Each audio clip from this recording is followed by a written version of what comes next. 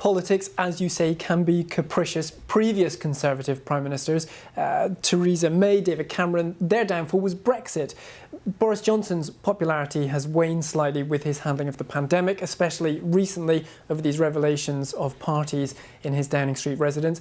Is COVID going to be the downfall of Boris Johnson? Well, it might be. But then again, lots of people have written Boris Johnson off before. He does have a remarkable ability to repel and to see off things that other politicians would affect very badly, perhaps mortally, other politicians. Interesting you talk about Brexit. You could make an argument that one of Boris Johnson's problems, in a way, and it could be a problem going into the next general election, is that Brexit may no longer be the salient issue, certainly as it was in 2019. Remember how he won the 2019 general election with that 80-seat majority. Get Brexit done, get Brexit done, get Brexit done, he said again and again and again. Well, Brexit is done. Some people will not like saying that, but it is done as a seriously germane political issue. It will be impossible to campaign on at the next general election, at least, even though the actual process of what happens with Britain with regards to lots of things in the EU is not complete. And you've seen here in North Shropshire, a seat which is very, very heavily Leave, voted over 60%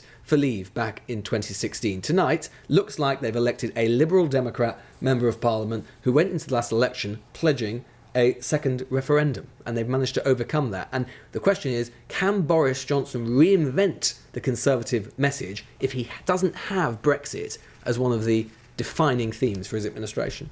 We previously saw credit for the Liberal Democrats drop after the coalition with the Conservatives under David Cameron. Is this a sign that they're becoming more popular? That's gone and forgotten, all in the past? I think it's certainly true that we are seeing a revivification, if I can say it at 4 o'clock in the morning, of the Liberal Democrats. As you say, they were completely destroyed, consumed, eaten by the Conservative Party effectively back in 2015 after their 5-year period in government. I think it's a sort of double-edged sword in a way for the Lib Dems. On the one hand, I think it's quite clear that they may well be re-establishing themselves as they used to be known as the bit of a party of protest, the none of the above. You voted Lib Dem because you weren't too happy with Labour or the Conservatives as a sort of duopoly, and the Lib Dems did very well out of that. We shouldn't forget, people write that off, but the Lib Dems back in 2010, or 2005 I should say, had 62 seats, had just less than that in 2010. But I think we are seeing a return to that. The question is, of course, well, what are they for, rather than just being a party of protest? But look, as a result of by-elections this year, those MPs that they've won in these 2 by-elections will be 15% of their parliamentary total. So it's not an insignificant thing winning the odd by-election when you have so few numbers in the House of Commons. I think you see the Monster Raving Loony Party there. We're seeing the candidates gather. We will go to them when the announcement is made. But what do we know about the Lib Dems candidate? Well, she was the candidate back in 2019, indeed. So she did have a local profile, which I think will have helped her a bit. But it has to be said, as I said to her when I met her last week, you know, what makes you think you've got a chance of winning this when you're saying you're going around saying it's a Lib Dem Conservative 2-horse race when you only got 10% of the vote back in 2019? Labour Party got 22% of the vote. She said, well, things are different. Looks like she was right and I was wrong because she's about to become the new Member of Parliament for the constituency. So, you know, she's, as I say, a local person. They majored on that extremely heavily, as is not unusual in by-elections. But it looks like it's really paid them dividends, both in terms of potentially taking some of that 22% of the Labour vote that they got last time, and as I say, going from not second but third, and a miserable third at that, to getting first in this seat, which has been a Conservative seat since the Great Reform Act of 1832. How much of a calculated vote was there between Labour and Lib Dem voters to make sure basically anyone but Conservatives got in? Well, we don't know yet, obviously, because we haven't seen the results, so we can't see what the transfer is. It seems very likely. I was talking to a Lib Dem earlier tonight saying they had worked very, very hard to ensure that the Labour vote stayed at 10% or less, which would allow them to win. But yeah, it looks likely that will have happened. OK, let's leave it there, Lewis, and go now to Shrewsbury for this announcement. And thank you for your patience. I, Tim Collard, being the Deputy Acting Returning Officer at the election of a Member of Parliament for the North Shropshire constituency, declare that the total number of votes given to each candidate was as follows. Akers-Smith Suzanne, commonly known as Akers-Smith Susie, Independent, 95.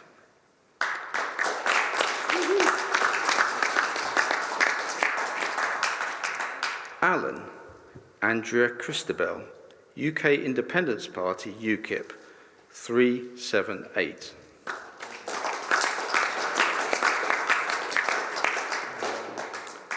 Miles Andrew Philip, commonly known as Bean Bunged Boris, Rejoin EU, 58.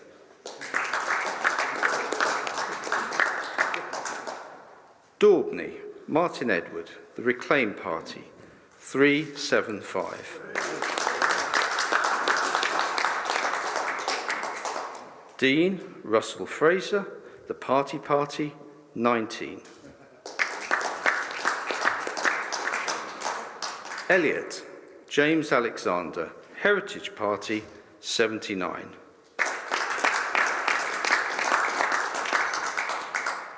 Hope Allen, commonly known as Hope Howling Lord, the official Monster Raving Loony Party, 118.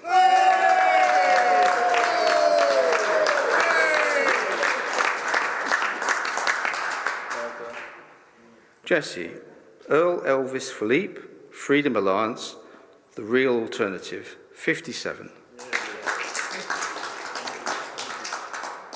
Kenwood Yolande Ann, 3. Kerr Duncan Alistair, Green Party, 1,738.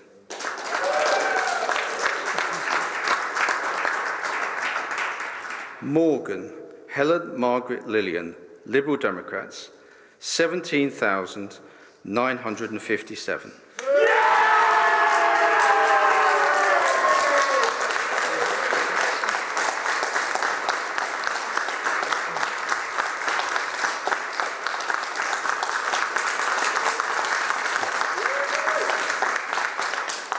Shastri Hurst Neil, the Conservative Party candidate, 12,032.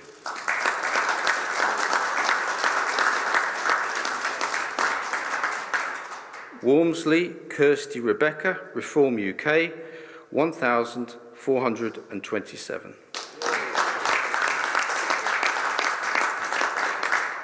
And finally, Wood Benjamin Thomas, commonly known as Wood Ben, Labour Party, 3,686.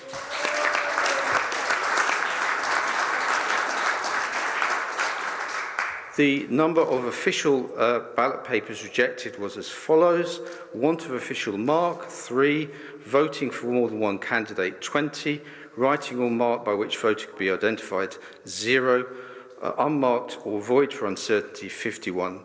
The total number of rejected ballot papers was 74.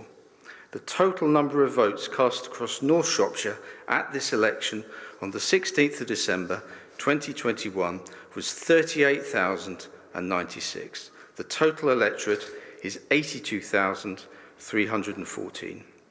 Therefore, I give public notice that Morgan Helen Margaret Lillian is duly elected as the Member of Parliament for the North Shropshire constituency.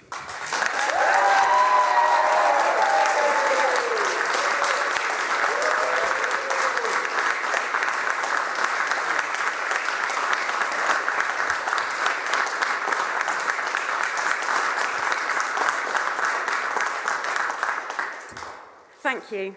I'd like to thank the returning officer, his staff and my fellow candidates for a well-run election in the most challenging of and the rest of my family. Thank you from the bottom of my heart for your love and support. I'd also like to thank my election agent, Chris Lovell-Morgan, my incredible campaign team, the Shropshire Liberal Democrats, and the thousands of Liberal Democrat campaigners who answered our party's call. Your amazing efforts have delivered a gift of hope to our country just in time for Christmas. Tonight, the people of North Shropshire have spoken on behalf of the British people. They've said loudly and clearly, Boris Johnson, the party is over. Your government, run on lies and bluster, will be held accountable. It will be scrutinised, it will be challenged, and it can and will be defeated. Across the country, the Liberal Democrats are taking on the Conservatives and winning. In rural Shropshire today, just like in Buckinghamshire in June, we have won the support of the people who have always voted Conservative and people who have always opposed them. Thousands of lifelong Conservative voters dismayed by Boris Johnson's lack of decency and fed up with being taken for granted. And thousands of lifelong Labour voters choosing to lend their votes to the candidate who can defeat the Conservatives. People who believe that our politics should be about creating a better country for us all, not a nightly soap opera of calamity and chaos. All of them casting their ballots for the Liberal Democrats. And let me say specifically to all those Labour supporters who lent their votes today, thank you. You have shown tonight that together we can defeat the Conservatives, not with deals behind closed doors, but with common sense at the ballot box. These are testing times for our country. Our NHS, as we know too well here in Shropshire, is teetering on the brink. Our rural economy is in a precarious state with people's livelihoods at risk. Our country is crying out for leadership. Mr Johnson, you're no leader. Many of your predecessors took office because they believed in a sense of national service, that they were duty-bound to do what they believed is right for our country, to represent all of us, even if we disagreed with them. Mr Johnson, this is not how you operate. Too often it is all about you and never about us. Instead of taking action to help Shropshire's NHS, you spend time seeking questionable donations to refurbish your flat. Instead of taking action to support Shropshire's farmers, you spend your time misleading the nation on how you and your office partied during lockdown. Tonight, the people of North Shropshire have said enough is enough. They have said that you are unfit to lead and that they want a change. I want to pay tribute tonight to my party leader, Ed Davey. Ed, thanks to you, it is the Liberal Democrats who are opposing Boris Johnson's government and winning. From Cheshire and Amersham to North Shropshire, you lead our campaigns from the front. I want to thank you personally for the support you've given me over the last few weeks.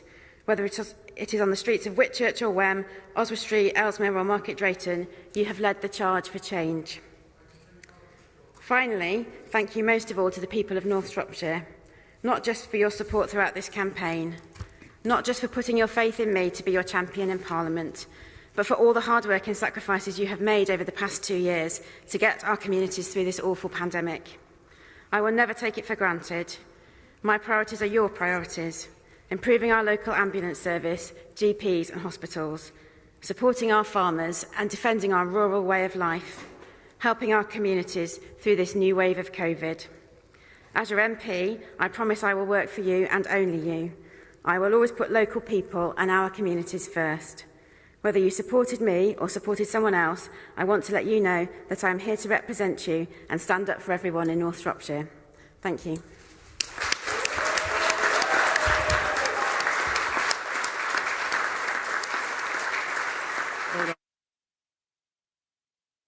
You are watching BBC News, and that was Helen Morgan speaking there, who has just been declared the winner in the North Shropshire by-election.